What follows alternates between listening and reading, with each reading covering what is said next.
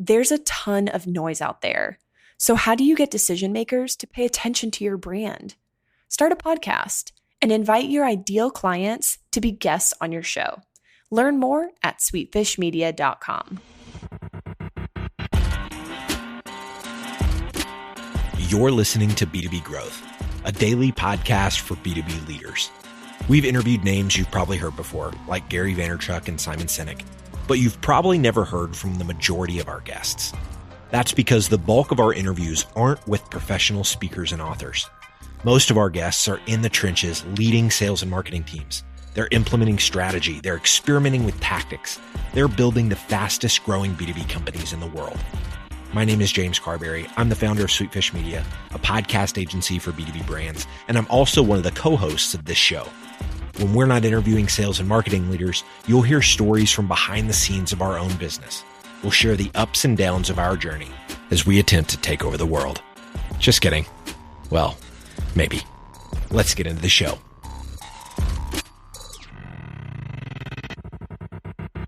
Welcome back to the B2B Growth Show. I'm your host for today's episode, Logan Lyles with Sweetfish Media. I'm joined today by Liston Witherill. He is the founder of Liston Witherill Consulting. He's a sales coach, a keynote speaker, and a fellow podcaster. He is the host of the Liston.io show. Liston, how you doing today, man? I am doing wonderful, Logan. Thank you so much for having me here. You bet, man. Thanks for jumping on. Always great to chat with you. I've enjoyed your content on LinkedIn. Always fun to talk with a fellow podcaster. For folks out there who aren't familiar with you, I would love for you to share with them a little bit about your background and what you do with your consulting practice. Sure. So my background is in consulting. I've been in consulting for a long, long time. I have a master's degree in environmental science, and I worked out of grad school at a consulting firm, ran business development and marketing there. And then I parlayed that into my own little digital agency. And now I've been helping firms grow beyond the referrals. So stop relying so much on referrals and word of mouth and take more proactive control over the business that comes in and their growth levers. And so that's what I do. I love it, man. So, as we touched on earlier, you are a sales coach for a lot of companies. And today we're going to be talking about 3 specific tips for better sales conversations. I've seen some of your content on LinkedIn around here and really excited to share this more with listeners. So with that, let's dive right in. So I know that you're passionate about this first topic because I've seen posts from you on this as well. And that is, don't pitch during discovery. What's a common thing you see salespeople and sales teams go wrong here, and a better way that they can change their tactics going forward? So just a quick step back from that, and I promise I will answer your question. My overall mantra for how to think about sales as a service provider, a consultant, someone who's providing their expertise or their professional services, my overall mantra is serve, don't sell. And so what I believe is sales should always be ethical. It should always be a win-win arrangement 100% of the time, which means I, the person who's trying to sell something, need to make sure that it's actually going to be beneficial to the person I'm talking to. And so one of the big problems that I see a lot of people running into when it comes to selling whatever it is that they have is they're so interested in being liked and proving themselves in the conversation that early on, before they know enough about the client, they start pitching their wares right off the bat, right? And so they don't know what are the pains, what are the goals, what are the value. I say PGV, right? Pains, goals, and value. They don't know that information yet. And even so, they start pitching, which means you're very likely pitching something that doesn't fit exactly with how the person thinks about their problems or what exactly would be the right solution for them. And so one of the biggest things that anybody listening to this can do is to just put yourself on the back burner for a second. I know it's really difficult to not turn the conversation to you, but if you can just put yourself on the back burner, avoid pitching during discovery, because discovery should be about learning, which means you have to listen. That means asking better questions, right? Being an active listener early in the sales process, asking great questions so that you can determine those pains, goals, and value that your client is after. And the only way you can learn that stuff, believe it or not, is if you're listening and not talking. Yeah, absolutely. I've heard it, in my 10 years of selling copiers and office equipment before joining the Sweetfish team. We used to call it, show up and throw up, which is not a good plan for an initial call, especially discovery call. The other analogy I hear a lot is, just throwing spaghetti against the wall to see what sticks. And that's really a great way to turn prospects off early in the process. I think another thing here, and I'd love to hear your thoughts on it too, Liston, is you need to think about that discovery call a little bit differently in the questions that you ask based on the audience. I've seen some information from Gong recently, for instance, talking about, if you have a C-level executive, your questions need to be a little bit different in the kinds of questions that they appreciate versus maybe a mid-level manager or someone who's really active in the problem that they're trying to solve that you might be speaking to a solution for, right? Yeah, I totally agree with you. And I think as a general rule, the higher up in the organization you go, the more strategic and abstract they'll be thinking about their problems versus manager level people who are actually doing implementation. They're going to be thinking much more tactically, right? Like, how do we actually fix this? What tool is required? How do we apply the tool? How long does it take? And I think the higher up in the organization, it's going to be, like I said, much more abstract, right? Like they want to know how can you challenge me on how I think about this? And what do we think about sort of structural changes and change management and that kind of stuff?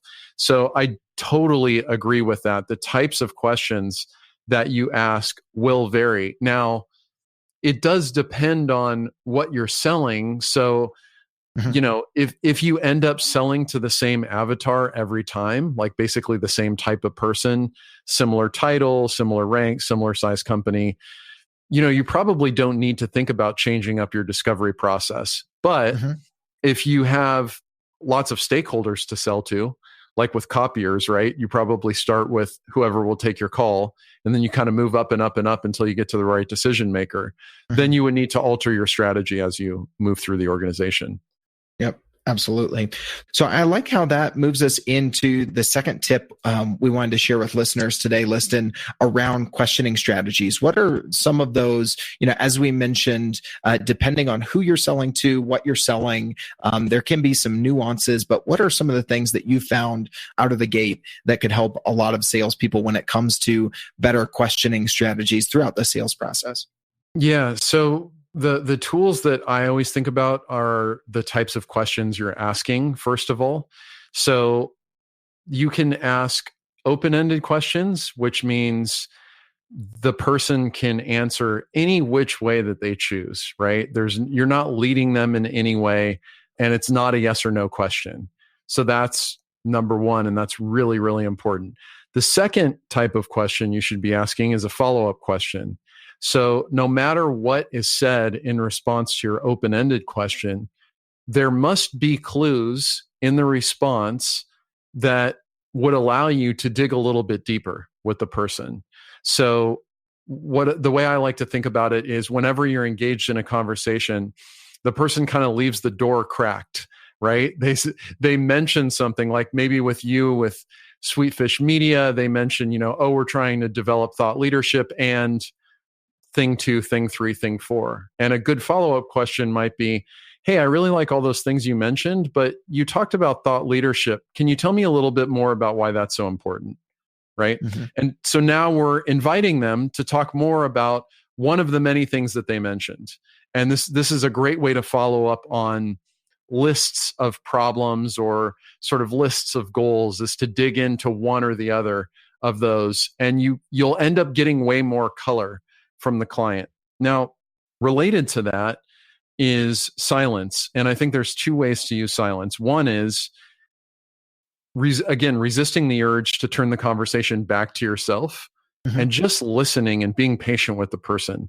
Now, there are more analytical people tend to be a little bit more thoughtful and maybe a little bit slower to respond simply because the weight of their words is so much greater to them.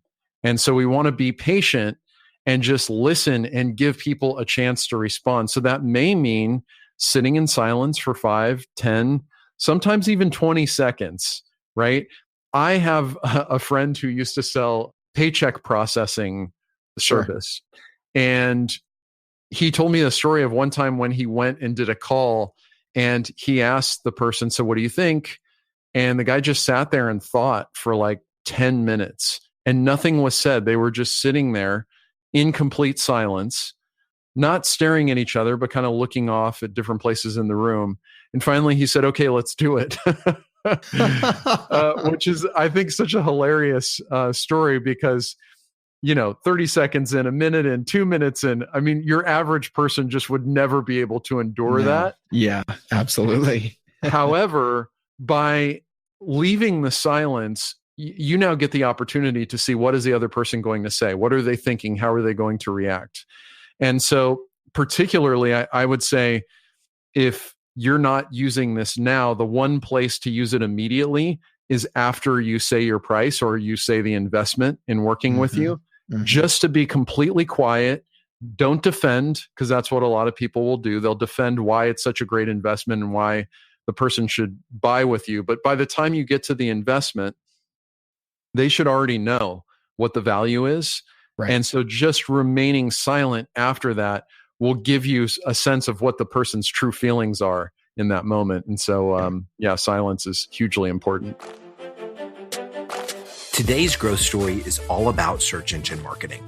The company we're highlighting is SentinelOne. This challenger cybersecurity brand was set out to disrupt the endpoint protection space. Their brand was top-notch, their product was innovative, but they were struggling to gain traction online in an already developed industry. Then they found Directive Consulting, a B2B search marketing agency. Within the first quarter of working with Directive, SentinelOne was able to increase their organic traffic by 128% and overall lead volume by an outstanding 251%. Now, I have a hunch that Directive can get these kind of results for you too. So head over to directiveconsulting.com and request a totally free custom proposal. That's directiveconsulting.com. All right, let's get back to this interview. Yeah. I can't remember who the guest was on his podcast, but John Barrow's Make It Happen Mondays podcast is one that I listen to a lot. And the sales leader he was talking to on the show said he basically flipped that on its head to a sales rep. And he invited one of his reps to come in, and the rep gave the pricing and waited. And he, the guest on the show in this scenario was the prospect, and he just waited him out.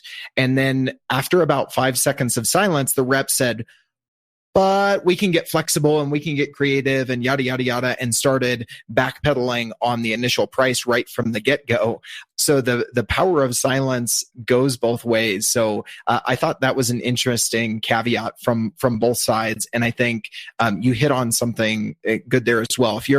If you say your pricing and then you're fumbling to backpedal from it or to really try and bolster it at that moment, then it undermines your credibility and your confidence in that number. So I think that there are a lot of nuances to how you deliver that. But I think the idea of silence can play a very powerful role.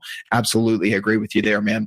So let's get on to our third tip we're going to be talking about, and that is establishing problems and goals. So you touched on these earlier. Tell us a little bit about the methodology here for salespeople to have better conversations by establishing problems and goals. Yeah. So my feeling about why people buy anything is they want tomorrow to be better than today. They're essentially after a better tomorrow, right? So when we buy something, what we're signing up for, especially in consulting or services, is additional work. And we're also signing up for a change to the status quo. And there is nothing more stressful to human beings than change, right? So even though we're promising a better tomorrow, it does come with the very large consideration of, well, wait a minute, this is scary. There's going to be some change. And in order to really overcome the inertia that comes with the status quo, I think we need to make an effort to tell a credible story about how our client will transform. And I talked earlier about PGV, right? Problems, goals, value. What we really want to determine from the client is what is the depth of the problem that they're feeling, and who and which departments, and what are all the full costs of that problem. And you're going to have to work with your client to develop that. You need to help them understand, how bad is the problem really? What are some of the ways that I should have been thinking about the problem that I'm not now? And then from there, we can translate the problem into goals, right? And goals are almost always the inverse of the problem. So if the problem right now is, I want to work with Sweetfish Media because we need to establish our authority in the marketplace, the problem may be, hey, our sales are hard and we're not seen as the thought leader. Okay, so what's the goal? We want to be seen as the thought leader. Associated with that goal will be some sort of value. So maybe the company could say, we've lost 6 deals this year because we're not seen as the market leader in this area. And maybe we could have recovered 2 out of those 6, right? That would be great for you guys, Logan, because then you would be able to quantify, okay, had you won those 2 deals, what would that be worth to you? And so establishing those problems and those goals early on in the discovery process. So this is during the time where you're not pitching, you're just asking questions, right? Right. And you're establishing those problems and the goals that the client have. You are able to have the client tell your sales story for you, essentially, right? They'll tell you exactly how to sell to them and exactly what they want. Now, whether or not they choose you is sort of a different layer of questions, right? Because you're probably not the only solution in the marketplace, and there's probably other viable alternatives. So that's where credibility and some of the thought leadership stuff and case studies and all that kind of thing, that's where that stuff comes in. But early on, establishing those problems and goals, your client will tell you the story that you should be telling about how your thing, your solution, can actually move them from this awful, painful place they are now to the future transformation that they're after. And so that's what I mean by establishing problems and goals. And let me just leave you with this really, really simple question that I start with on all sales calls, which is, so tell me a bit about your business. I think what's very tempting is for a lot of people to start those calls by saying, tell me why you want insert whatever your solution is, sales coaching, a podcast, whatever it is. And I'd say keep it much more open-ended than that, because now you're not leading them and they'll tell you whatever's on their mind. And I want to hear it, right? Because now I'll know which path to go down. So that's where I would always start. Yeah. There's definitely power in open-ended questions to see where someone goes, so that you can join them on that path, as opposed to trying to drag them along whatever path you see fit. So I think that definitely holds true with what you're talking about there, Liston. Well, man, this has been awesome, as expected. I really appreciate your insights and thoughts here on better sales conversations. If anybody listening to this, Liston, would like to follow up with you, ask any follow-up questions, or just stay connected with you, what's the best way for them to find you, man? So if you want to connect with me, I'd invite you to do a couple things. One is go to liston.io. That's my website, liston.io.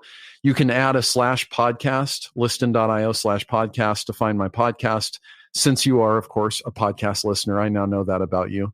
And if you're a social media junkie, hit me up on LinkedIn is the best place. And I promise I will be the only Liston Witherill on LinkedIn. Awesome, man. Well, I appreciate it. Thank you again for being on the show, Liston. This has been great, man. My pleasure. Thank you. Digital marketing agencies have a tough job. You have to stay on top of the latest marketing strategies for your clients and your agency. What if there was a way you could address both at the same time? Imagine your agency putting out content with greater quality and quantity. Envision bringing your clients a turnkey solution for one of B2B marketing's fastest growing media strategies, podcasting. You know all those clients asking for your help with their account-based marketing efforts? Picture being the first to bring them the idea of content-based networking, showing them the proven strategy for breaking into their most coveted accounts. Here's the concept. Sweetfish Media is looking to work with a limited number of innovative agencies interested in a new partnership model. We produce a podcast for your agency. You introduce the power of podcasting and Sweetfish services to your clients. Everybody wins. Learn more at sweetfishpartners.com.